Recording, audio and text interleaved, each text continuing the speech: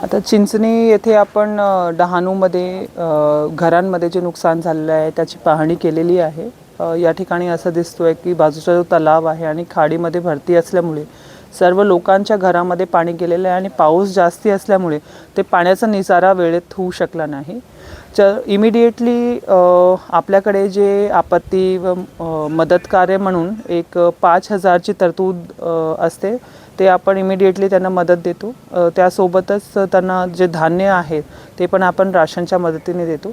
याशिवाय आता ग्रामपंचायत त्यांना फूड पॅकेट्स आणि इमिडिएट रिलीफ वर्क त्यांनी शाळेमध्ये स्थलांतर करून सुरू केलेला आहे आणि भविष्य कालामध्ये निश्चितच इथे काहीतरी उपाययोजनाची गरज आहे जेणेकरून याची पुनरावृत्ती होऊ नये। जिल्ह्यामध्ये किती लोकांना रेस्क्यू करण्यात आलं आहे साधारण? जवळपास 2,000 लोकांना वेगवेगळ्या ठिकाणी आपण स्थलांतरित केलेलं आहे सुरक्षित ठिकाणी।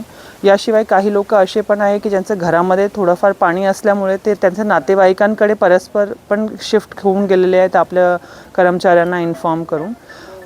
डहाणू तलासरी या 2 तालुक्यामध्ये मोठ्या प्रमाणात आपल्याकडे अफेक्टेड आहे आणि पालघरचा काही नदीकडचा भाग जो आहे तो अफेक्टेड आहे।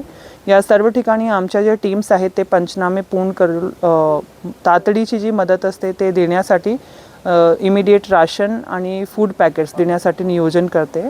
सोबतच वेळेमध्ये जे जे आपले मालमत्ताचं नुकसान झालेलं आहे, ते घराची पडझड झाली असेल तर त्याचे नॉर्म्सप्रमाणे त्यांनाही मदत देण्याचा आपण नियोजन केलेलं आहे। लोकशाही मराठी ऐका, पहा, जागरूक रहा।